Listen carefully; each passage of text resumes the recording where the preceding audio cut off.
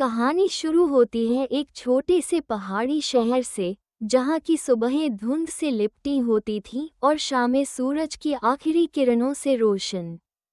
यहीं की रहने वाली थी अंजलि, एक सीधी सादी, अंतर्मुखी लड़की जिसे किताबों से प्यार था।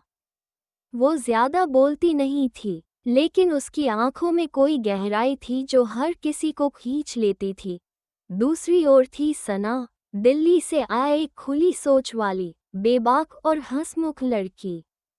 उसकी हंसी में एक अलग ही जादू था, जैसे जिंदगी हर बार एक नई शुरुआत चाहती हो। सना एक आर्टिस्ट थी और पहाड़ों में कुछ वक्त बिताने आई थी, नए रंग, नए दृश्य तलाशने। उनकी पहली मुलाकात कॉलेज के आर्ट क्लब में हुई। अंजलि वहाँ एक कविता पढ़ रही थी और सना अपनी स्केचबुक में कुछ बना रही थी। जब अंजलि की नज़र सना की स्केच पर पड़ी, तो वो चौंक गई। वो खुद की तस्वीर थी। तुमने ये मुझे बनाया? अंजलि ने झिझकते हुए पूछा। सना मुस्कुराई। हाँ, तुम्हारी आंखें बहुत कुछ कहती हैं, तो सोचा सुनने की कोशिश करूं। वो पल किसी कविता की तरह था, धीमा, सुंदर और थोड़ा सा असमंजस से भरा। इसके बाद दोनों की दोस्ती धीरे धीरे गहराने लगी। वे घंटों बातें करती, साथ पहाड़ी रास्तों पर घूमती, चाय की दुकानों पर बैठकर सपने बुनती। अंजलि को सना की बातों में आज़ादी दिखती थी। अंजलि, सना ने धीमे से कहा, तुम्हें कभी लगा है कि कोई रिश्ता किसी तयशुदा परिभाषा से बड़ा हो सकता है? अंजलि ने उसकी आंखों में देखा और धीमे से सिर हिला दिया। सना ने उसका हाथ थाम लिया। मुझे नहीं पता दुनिया क्या सोचेगी, लेकिन मैं जानती हूँ, जब मैं तुम्हारे पास होती हूँ, तो सब कुछ सही लगता है। अंजलि की आंखों में आंसू थे, पर वो मुस्कुरा रही थी।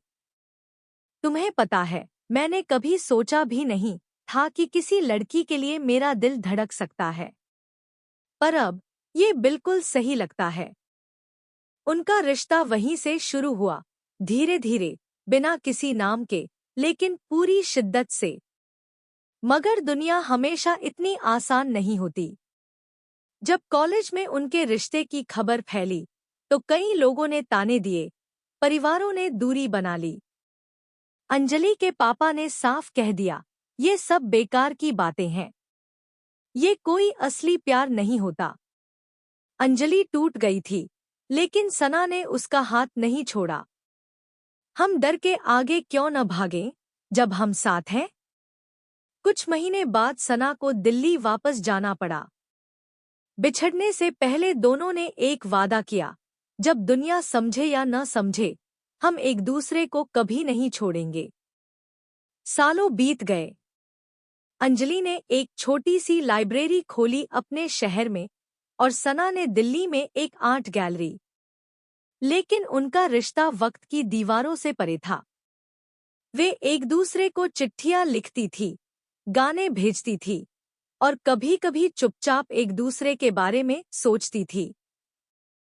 फिर एक दिन अंजलि की लाइब्रेरी में एक एग्जीबिशन की सूचना आई, दिल से दिल तक, सना की पेंटिंग्स। अंजलि पहुंची गैलरी में, और दीवार पर एक बड़ी सी पेंटिंग थी, दो लड़कियां हाथों में हाथ डाले, पहाड़ी रास्तों पर चलते हुए, और नीचे लिखा था, प्यार को नाम की जरूरत नहीं होती, बस साहस चाहिए। सना पीछे से आई और कहा, तू अब भी मेरी सबसे प्यारी कविता है। अंजलि मुस्कुरा कर बोली, और तू मेरी सबसे खूबसूरत तस्वीर।